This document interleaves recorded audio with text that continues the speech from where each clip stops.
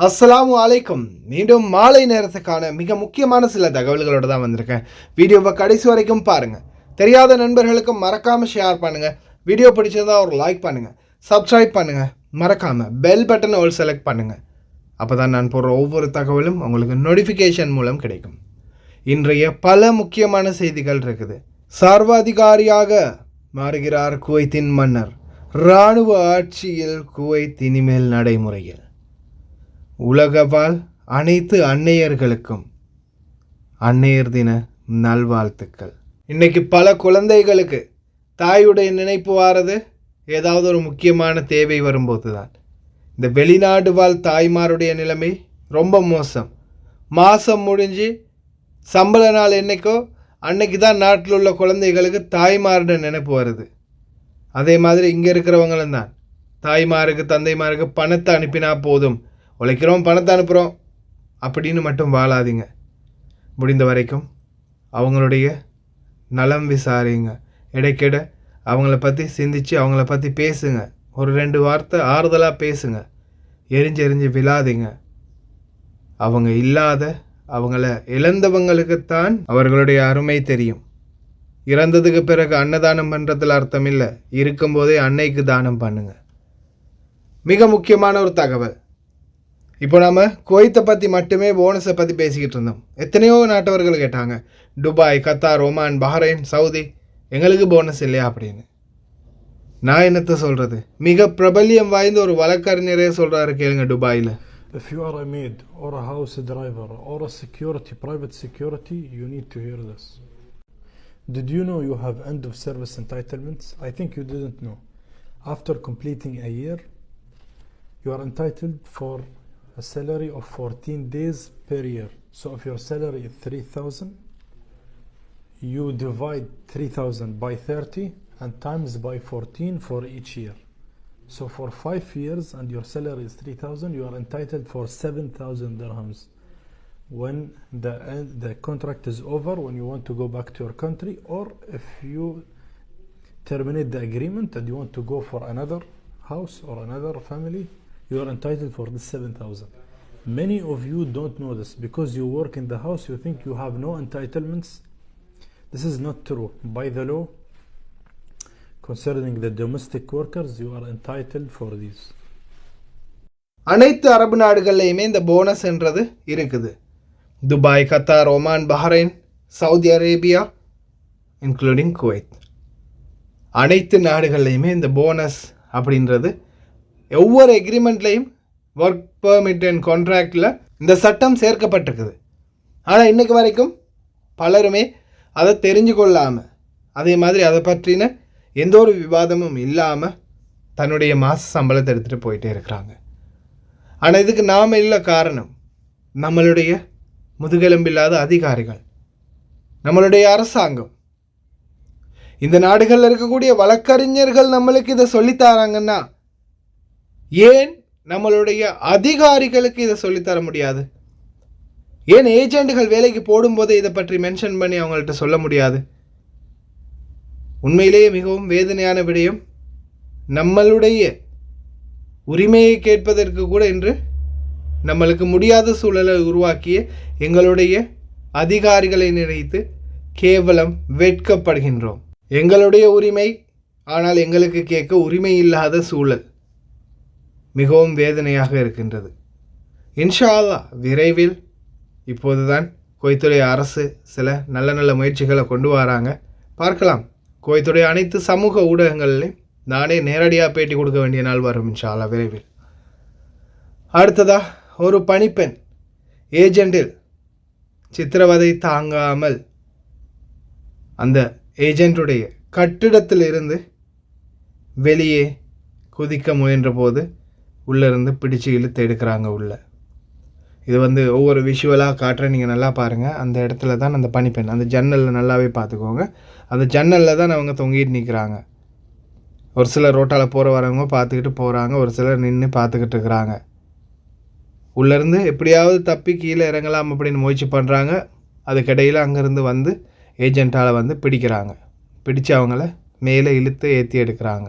வெளிநாட்டுக்கு வரும்போது medical test பண்ணி, மென்டலி டெஸ்ட் பண்ணி, எல்லாமே ஓகே பண்ணி தானே வெளிநாட்டுக்கு அனுப்புகிறாங்க இல்லையா? அப்போ புத்தி சுவாதீனமானவங்க அப்படி இல்லைன்னா மனநலம் பாதிக்கப்பட்டவங்க யாரும் வரலையே. சும்மா இருக்கிற யாரும் போய் ஜன்னலால் பாய மாட்டாங்க தானே. அந்த அளவுக்கு அக்கிரமங்கள் நடக்குது, இன்றைக்கு வரைக்கும் நடந்துக்கிட்டு இருக்குது. எத்தனையோ பேர் வெளியில் சொல்ல முடியாமல் புழுங்கி தவிக்கிறாங்க. பலர் இந்த மாதிரி முயற்சிகள் எடுத்து கடைசியில் அவங்க கையால் அடி உதைப்பட்டு, ரீசெண்டாக கூட ஒரு இலங்கை பெண் தலையில் அடித்ததால் தலையில் அடி வாங்கி கடைசியில் நாட்டுக்கு போய் உயிரிழந்தாங்க. ஏஜெண்ட்டுகளில் இன்னும் அதிகமான அக்கிரமங்கள் நடந்து கொண்டு தான் இருக்குது. அதே மாதிரி டைல்ஸ் பதிச்ச வீடு, பிரம்மாண்ட மாளிகை மாதிரி வீடு, உங்கள் ரூமே பார்த்தீங்கன்னா உங்கள் வீடு மாதிரி. நாட்டில் நீங்கள் உங்கள் வீடு இங்கே உங்களுக்கு அது ரூமாக கிடைக்கும். பல பொய்களை சொல்லுவாங்க. இப்போ நீங்கள் இந்த காட்சியில் பார்த்துட்டு இருக்கிறது ஒரு ரெண்டல் வீடு அட்வர்டைஸ்மெண்ட். அந்த அட்வர்டைஸ்மெண்ட்டில் ஒரு நபர் அந்த வீட்டை சுற்றி காட்டும்போது இதுதான் பாத்ரூம் காதிமாக்கு அப்படின்னு சுட்டி காட்டுறாரு. பாருங்கள், ஓப்பன் பிளேஸில் அப்படியே பாத்ரூம், அதுக்கு அடுத்ததாக சுருக்கமாக செல்ல போனால் ஒரு ஜெயில். 1.5 மீட்டர் 2 மீட்டர் அகலம் நீளமுள்ள ஒரு ஜெயில், அவ்வளவுதான். ஜெயில் எப்படியோ அப்படி தான் இருக்குது. حمام عزكم الله وهذه غرفة الخادمة وهذا هو المطبخ مع غرفة الخادمة اللي فيه حمامها عزكم الله. هذه غرفة الخادمة بحمامها. هذا الحمام عزكم الله وهذه غرفة الخادمة وهذا هو المطبخ مع غرفة الخادمة اللي فيه حمامها. இதை ட்விட்டரில் அவர் அட்வர்டைஸ்மெண்ட்டாக போட்டிருந்தார். ஆனால் இதை பார்த்தீங்கன்னா இந்த நபர் எங்களுடைய சமூக ஆர்வலர்களில் ஒருத்தர் சுட்டி காட்டியிருக்கிறாரு. இது இப்படி சொல்லிக்கிட்டே போகிறாங்க, ஓகே. அது என்ன, பணிப்பெண்களுடைய அறை இப்படி இருக்குது, பாத்ரூமுக்கு ஒரு கதவு இல்லை. அடுத்தது அறை சாதாரணமாக ஒரு ஜெயில் மாதிரி தான் இருக்குது. பாருங்களேன், இது ஜெயில் மாதிரி தான் ஒரு சின்ன ஒரு அறை, அதுக்குள்ளே அப்படியே செட்டப்லேயே பாத்ரூம். ஆனால் இதில் இன்னும் மோசமான நிலைமை என்ன தெரியுமா? இந்த வீடு இப்போ இந்த குவைத்திகள் கூட அப்படி சொல்கிறது இல்லை, இப்படி சின்னதாக கட்டுங்கன்னு. இதில் 100% இன்னொன்று என்ன தெரியுமா? அந்த இறைவன் கொடுத்தாலும் இன்னொருத்தர் அதை தடுப்பார்ன்ற மாதிரி இந்த வீட்டுக்காரங்க கூட அப்படி சொல்கிறது இல்லை, ரொம்ப சின்னதாக கட்டுங்கன்னு. இந்த கான்ட்ராக்டர்கள் அதை விட மோசம். இந்த கான்ட்ராக்டர் இருக்காங்க இல்லையா, அவங்க அதை விட மோசம். ஏன்னா சில கான்ட்ராக்டர்கள் இப்படி தான் இந்த வீடுகளை கட்டும்போது, நான் நிறைய வீடுகள், அந்த எஜார் வீடுகளில் நிறைய வீடுகளே பார்த்துருக்கேன், இன்க்ளூடிங் என்னுடைய அறை உட்பட. ஒரு ஜெயில் மாதிரி தான், பக்கத்தில் பாத்ரூம், அதுக்கப்புறமா ஒரு 3 மீட்டர் 2 மீட்டர் அகலத்தில் ஒரு ரூம். இதுதான் வெளிநாட்டு தொழிலாளர்களுடைய அறை. ஏஜெண்ட்டுகள் சொல்லும்போது எல்லாம் ஃபுல்லாக டைல்ஸ், ஃபுல்லாக ஏசி, ஃபுல்லாக லைட்டு, சூப்பரான வீடு. இங்கே பார்த்தா தான் நிலைமை தெரியும். ஏஜெண்ட்டுகளுடைய பொய்யான வாக்குறுதிகளை நம்பி மட்டும் வேலைக்கு வராதிங்க. அடுத்ததா சடலமாக மீட்கப்பட்ட எகிப்திய நாட்டவர் கைதான் பகுதிகள் சம்பவம். கைதான் ஹதீகா பப்ளிக் பார்க்கில் சடலம் ஒன்று கண்டெடுக்கப்பட்டுள்ளது. இந்த சடலம் குறித்து மேலதிக விசாரணைகள் தடயவியல் துறைக்கு மாற்றப்பட்டுள்ளது. எகிப்திய நாட்டவர் என்பது குறிப்பிடத்தக்கது. மேலதிக விசாரணைகள் தடவியல் துறையின் மருத்துவ ஆய்வுக்கு பிறகுதான் தெரிய வரும் அப்படின்னு தெரிவிச்சிருக்கிறாங்க. இப்போதைக்கு ஃபாரன்சிக் சயின்ஸ் டிபார்ட்மெண்ட்டுக்கு அனுப்பியிருக்கிறாங்க. அகமதி கவர்னரேட் குற்றப்புலனாய்த்துறை 4 நபர்களை கைது பண்ணியிருக்கிறாங்க. ஒரு தொகை போதை மாத்திரைகள் மற்றும் போதைப் பொருட்கள் மற்றும் போதைப் பொருளுக்காக உபயோகிக்கக்கூடிய சில உபகரணங்களோட போதைப் பொருட்கள், அதில் குறிப்பாக போதை மாத்திரைகள் 2811 மாத்திரைகள் என்பது குறிப்பிடத்தக்கது. அதே போல் செம்பு கம்பிகளை திருடிய சில செம்புகள் மாட்டியிருக்கிறாங்க. 3 பேர் மாட்டியிருக்கிறாங்க. கரண்ட் கம்பிகளை கரண்ட் வயர்களை வெட்டி அதிலிருந்து செப்பு கம்பி காப்பர் கம்பிகளை திருடக்கூடிய நபர்கள். அரச உடைமைகளை சேதப்படுத்துகிறவங்க, திருடுறவங்க, இவங்களுக்கு எதிராக குறைந்தது 5 வருடம் அல்லது 10 வருடம் சிறை தண்டனை. ஒரு சிறிய கல்லை தூக்கினா கூட ரொம்ப கவனம். அடுத்ததாக அல்லையா அதிவேக சாலையில் நடந்த வாகன விபத்தில் ஒருவர் படுகாயமடைந்துள்ளார், இன்னொருவர் உயிரிழந்துள்ளார். கிட்டத்தட்ட இந்த வாரத்துக்குள்ளே மட்டுமே 6 மரணங்கள் வாகன விபத்தில் மட்டுமே. ஓட்டுநர்களே தயவு செய்து ரொம்ப கவனமாக இருங்க. முன்னாள் அமைச்சர் ஒருவரின் PA, ஒரு பெண் செயலாளர் ஒருவருக்கு 5 ஆண்டுகள் சிறை தண்டனை மற்றும் 21,000 தினார் அபராதம் விதிக்கப்பட்டுள்ளது. கஷேஷன் நீதிமன்றம் இந்த தண்டனை வழங்கியுள்ளது. அவர் அமீரி திவான், மந்திரி சபை மற்றும் தேசிய சட்டமன்றத்தின் அடையாளங்களை போலியாக உருவாக்கி 43,000 தினார்களை மக்களிடமிருந்து கொள்ளையடித்துள்ளார். அமைச்சருடைய பிஏ எவ்வளோ அடிக்கிறாங்கன்னா அமைச்சர் எவ்வளோ அடிப்பாங்க. அடுத்ததா மன்னருடைய உத்தரவை அவமதித்த இன்னும் ஒரு நபர் கைது செய்யப்பட்டு இன்றைக்கு சிறையில் அடைக்கப்பட்டிருக்கிறாங்க. குவைத்தில் மன்னர் திடீரென போட்ட இந்த சட்டம் பலருக்கும் அதிர்ச்சியை, பலருக்கும் ஆச்சரியத்தை கொடுத்துருக்குது. ஏன்னா உலக வரலாற்றிலே முதன்முறையாக ஒரு நாட்டுடைய பாராளுமன்றம் அமைச்சர்களை வெளியில் விரட்டிவிட்டு கதவை இழுத்து மூடியிருக்காங்கன்னா அது குவைத்தில் தான் நடந்திருக்கு. நாளைய தினம் சபஹசாலிம் பல்கலைக்கழக உயர்மட்ட பட்டதாரிகளை கௌரவிக்கும் விழாவில் கலந்து கொள்வார் குவைத்துடைய மன்னர். அதே போல போதைப் பொருட்கள் மற்றும் இந்த நாட்டில் கடத்தல்காரர்களுக்கு எதிரான கடுமையான சட்டம் கொண்டு வரப்படும். மன்னரின் அதிரடி உத்தரவு. المصارحة لاتخاذ القرار الصعب إنقاذا للكويت وتأمينا لمصالحها العليا والمحافظة على مقدرات شعبها الوفي. فقد أمر سمو أمير البلاد الشيخ مشعل الأحمد الجابر الصباح حفظه الله ورعاه بحل مجلس الأمة ووقف بعض مواد الدستور لمدة لا تزيد على 4 سنوات تتم خلالها دراسة جميع جوانب المسيرة الديمقراطية. هذه المكاشفة التي يعتمدها صاحب السمو منذ توليه مقاليد الحكم وضعت الجميع أمام مسؤوليته، كما برزت الجدية والتأكيد على أهمية الاستقرار السياسي بعد أن مرت البلاد بأوقات صعبة كان لها انعكاساتها على جميع الأصعدة، مما خلق واقعا سلبيا واضطراب بالمشهد السياسي الذي بلغ مرحلة لا يمكن السكوت عنه.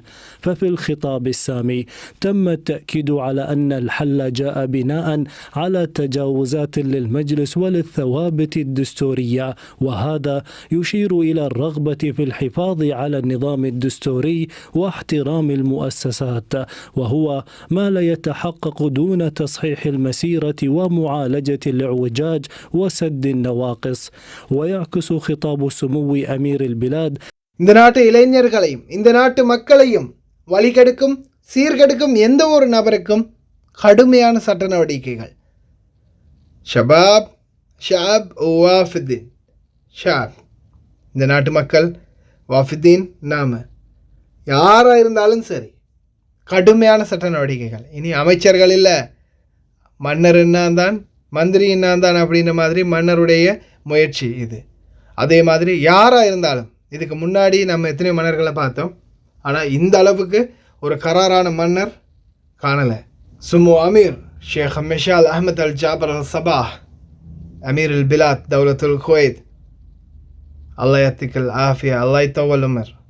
ஆனால் ரொம்ப கராரான ஒரு மன்னராக தற்போது காட்சி அளிக்கிறாரு மக்களுடைய முன்னிலையில். آمر وتلقى الشعب فوق الهقوة وتحت الأمر، كفو سمعا وطاعة بالكلام وبالقلوب وباليدين لين الصحيح يصح وارض الله تنام وتعمر. الشيخ والله شيخ ورث وشيخ فعل وشيخ دين، انت الثلاث بكل علم وكل خط وكل أمر. هذا اشدادك من عمر واقلط على سمن وسمين محدني خاشر كالولا في اشدادك اللي من عمر. மன்னருடைய உத்தரவை தவிர வேறு யாருடைய உத்தரவுக்கும் அடிபணிய மாட்டோம். மன்னருடைய உத்தரவே எங்களுடைய வேலை. இந்த நாட்டை பாதுகாக்க மன்னர் எடுக்கும் எந்த முடிவுகளுக்கும் நாங்கள் ஒருங்கிணைப்பாடோடு நிற்போம். இராணுவ தளபதி.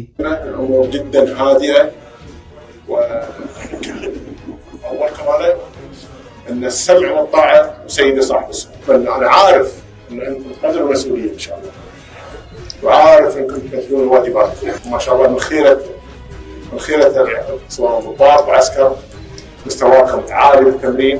انا اجدد الولاء باسمكم كلكم سواء صالح محمد او الجيش الكويتي كله، ان السمع والطاعه سيدي صاحب السمو، والكويت ان شاء الله محفوظه ومصونه في هذا سيدي صاحب السمو. இது எதுக்கு நம்மளுக்குன்னு யோசிக்கிறீங்களா? குவைத்தில் தானே வாழ்கிறீங்க. இந்த நாட்டுடைய நிலைமையை பற்றி தெரிஞ்சுக்கோங்க. எதிர்வரும் காலங்களில் இப்போ மன்னர் தனித்து நிற்கிறாரு. அவர் யாரோடையும் கூட்டி இல்லாமல் ஒரு தனி மனிதனை இந்த நாட்டுடைய மன்னரா தனிமையில் நிற்கிறார். அவரால் நியமிக்கப்பட்ட கேபினெட் மினிஸ்டர் மாதிரி இருக்கிறார். ஆனால் மக்களால் தேர்ந்தெடுக்கப்பட்ட மக்கள் பிரதிநிதிகள் மட்டும்தான் இப்போதைக்கு பாராளுமன்றத்திலிருந்து ஒத்தி வைக்கிறாங்க. 4 வருடத்துக்கு பாராளுமன்றத்து பக்கமே போக எல்லாம் வீட்டுக்கு போக அப்படின்னு விரட்டி அனுப்பி. அதுக்கான முக்கியமான காரணம் என்ன அப்படின்னா, இந்த நாட்டு மக்களே இந்த நாட்டு மக்களே அவங்க வாயால சொல்றாங்க. ஏன்னா இந்த நாட்டுல நீங்க எல்லாருமே இந்த நாட்டுல தானே வாழ்றீங்க, எல்லாருமே இந்த நாட்டுல வாழ்றீங்க தானே. சரியா இருக்குதா? சுகாதார அமைச்சகத்துல சரியான சான்ஸ் இருக்குதா? உள்துறை அமைச்சகத்துக்கு போனா சரியான வேலை நடக்குதா? ஏன் சாதாரணமாக நம்மளுடைய இலங்கை தூதரகம் வந்து இன்னைக்கு வரைக்கும் எத்தனையோ ஒயிட் பாஸ்போர்ட்டை கொடுத்துருக்கோம், இன்னும் தரலன்னு தானே சொல்கிறாங்க. காரணம் என்ன? அதிகாரிகளுடைய அசம்பந்தத்தனம். இது அனைத்துக்கும் காரணம் யார்? அதற்கு மேல் மட்டத்தில் இருக்கக்கூடிய அந்தந்த செக்டாருக்கு பொறுப்பாக இருக்கக்கூடிய அமைச்சர்கள், அவங்களுடைய பிழை தானே. இன்னைக்கு மக்கள் என்ன சொல்கிறாங்கன்னா, செம்ம ஆப்பு வச்சாங்களா ஆப்பு, இப்போ போய் உட்காருங்க, இப்போ என்ன பண்ண முடியும் உங்களால் அப்படின்னு கேட்குறாங்க. மக்களை விமர்சிக்கிறாங்க அமைச்சர்களை.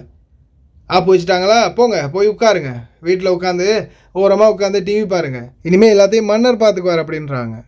الحين نقول حق النواب عجبكم الوضع الحين تسكر المجلس، عجبكم الوضع كل يوم استجوابات وكل يوم عطونا فلوس. الحين ايش تبون من الحكومة او ايش تبون من البلد؟ خلاص تسكر كل شيء. عين نستجوب فلان بعد ما بدا المجلس نبي نستجوب وزير الداخلية وزير المواصلات. عجبكم الاستجوابات الحين؟ عجبكم عن وضع البلد اللي وقف كلش؟ الديمقراطية وظني هم كلهم ظني مو فاهمين شنو الديمقراطية. هل الديمقراطية كذي نسكر البلد؟ هذه الديمقراطية اللي نعرفها؟ وين احنا راي الشعب؟ وين الراي اللي احنا قلتنا يا أعطيناكم الأمان وأعطيناكم تسوون كذي؟ البلد كل ما لو كانت ترجع تهبط بالأرض. وين اللي الديمقراطية اللي قلتوا عنها؟ وين بتعمرون البلد؟ الشوارع المدارس كلها وعود، كلها أصلا ربك شروش حقهم. شنو استفدنا احنا؟ أنا واحد من الناس خلي يوقفون المجلس، أسوي له. هو من سنين قبل شنو سوانا المجلس عشان الحين؟ أنا حتى انتخابات ما قمت أروح. متى بروح انتخابات؟ وهذه حالتنا. شو أقول عن المجلس؟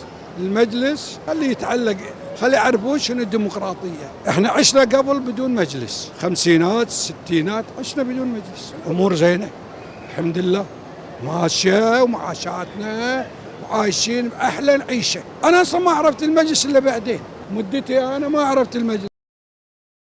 استانسنا ويانا نستمتع اليوم، سمعنا الخبر مني وطلعنا المباركية مني. أحسن صراحة ما سووا شيء حق الديرة، ما غير مخانق بالمجلس، كل شيء حقهم هم وحق أهلهم فللي، ما يدرون عن شيء، لا المدارس لا الصحة لا شيء، يفكرون بأشياء تافهة ما أدري. يعني صراحة فكنا كل مرة نقول يمكن أحسن، ونفس الناس يدشون ونفس الناس نعاد. لا أقول لهم الله يسامحكم، الله يسامحكم اللي خربتوا علينا الديرة ديمقراطية، بس مو شايفين ديمقراطية صراحة، ما يعرفون الديمقراطية مو لهم، حق اللي يعرف لها. கடைசியில் குட்டி கழிச்சு பார்த்தா எல்லா அரசியல்வாதிகளும் ஒரே நிலைமையில தான் இருக்கிறாங்க. இது மக்களுடைய கருத்து. என்ன சொல்கிறாங்க? மக்களுடைய பணமெல்லாம் எங்கே போச்சு, ரோடு எப்படி இருக்குது, இந்த நாடு எப்படி இருக்குது, முதலாவது ஏன் சாதாரணமாக குவைட் சிட்டி, இந்த துபாய், கத்தார், ஒமான், பஹ்ரைன் ஒவ்வொரு நாட்டை பார்க்குறீங்க இல்லையா? அப்போ இந்த குவைட் சிட்டியோடைய நிலைமை இன்றைக்கி எப்படி இருக்குது, தீரா எப்படி இருக்குது, ஷுவாரா எப்படி இருக்குது, சஹா, தர்பியா, அவங்க ஒவ்வொரு விஷயத்தையும் வந்து குவைத் பீப்புள் அதை வந்து சுட்டி காட்டுறாங்க. குவைத்துடைய மக்களே அதை சுட்டி காட்டுறாங்க. சுகாதாரம் ஒழுங்கு இல்லை, ரோடுகள் ஒழுங்கு இல்லை, கல்வி அமைச்சில் சரியான சீரான நடவடிக்கைகள் இல்லை, சம்பள உயர்வு இல்லை, எந்த ஒரு நிலைமையுமே சீராக இல்லை. எதுவுமே இன்றைக்கு வரைக்கும் சாதாரணமாக இது வந்து இத்தனை சித்தேன் அப்படின்னு சொன்னார் என்னுடைய பாபா. 62ஆம் ஆண்டில் தான் ஆரம்பிச்சிருக்காங்க மஜ்லிஸ், குவைத்துடைய பாராளுமன்றம். அதுக்கு முன்னாடியெல்லாம் மன்னருடைய அந்த ஆதிகாலம், அந்த மன்னருடைய அமைச்சர்களுடைய நடைமுறையில் மாதிரி தான் போயிட்டு இருந்திருக்குது. மக்கள் பிரதிநிதிகள் அப்படின்னு எலெக்ஷன் கொண்டு வந்து மக்களால் தேர்ந்தெடுக்கப்பட்ட இந்த பிரதிநிதிகளை உள்ளே கொண்டு வந்து அவங்க மக்களுடைய பிரச்சனைகளை எத்தி வைக்கிறதுக்காக 62ஆம் ஆண்டு 1962ஆம் ஆண்டு பாராளுமன்றம் நியமிக்கப்பட்டிருக்குது. ஆனால் இன்றைக்கு வரைக்கும், முன்னாடி ஒரு காலத்தில் நல்ல அமைச்சர்கள் இருந்தாங்க அப்படின்னு சொல்கிறாங்க, ஆனால் இப்போது கடந்த சுனாமிக்கு பிறகு வந்த காலங்களில் இருக்கக்கூடிய அனைத்து அமைச்சர்களுமே தங்களுடைய சொந்த தேவைகளை தான் பூர்த்தி செய்கிறாங்க. தங்களுடைய குழந்தைகளுடைய பட்டப்படிப்பு, தங்களுடைய குழந்தைகளை நல்ல உயர்ந்த இடங்களில் நல்ல உயர்ந்த அந்தஸ்துகளை வைக்கிறது தான் முயற்சி பண்ணுறாங்க. ஆனால் மக்களுக்காக எதுவுமே செய்கிறாங்க இல்லை, நாட்டுக்காக எதையும் சிந்திக்கிறாங்க இல்லை. இந்த நிலைமை உண்மையிலேயே சிறந்த முடிவு தான். அஹ்சன், மன்னர் எடுத்தது சரியான முடிவு அப்படின்னு தான் மக்கள் சொல்கிறாங்க. ஆனால் இதில் எந்தெந்த அளவான பிரச்சனைகள் வரும், எதிர்காலங்களில் தனித்து நிற்கக்கூடிய மன்னருக்கு இல்லாமல் இறைவன் தான் பாதுகாக்கணும் அவரையும். இந்த நாடு நம்ம இவ்வளோ காலமாக பிழைப்பு நடத்தி நம்மளுடைய குடும்பங்களும் இன்றைக்கி நாமளும் சந்தோஷமாக இருக்கிறதுக்கு காரணமாக இருக்கிற நாடு. எந்த ஒரு பிரச்சனையும் இல்லாமல் இறைவன் இந்த நாட்டையும் நாட்டு மக்களையும் நம்மையும் பாதுகாக்கட்டும். கடைசி வரைக்கும் பார்த்து எல்லாருக்குமே ரொம்ப நன்றி. தெரியாத நண்பர்களுக்கு மறக்காமல் ஷேர் பண்ணுங்கள். வீடியோ பிடிச்சிருந்தால் ஒரு லைக் பண்ணுங்கள், சப்ஸ்கிரைப் பண்ணுங்கள். இன்னொரு நல்ல வீடியோவில் சந்திக்கலாம்.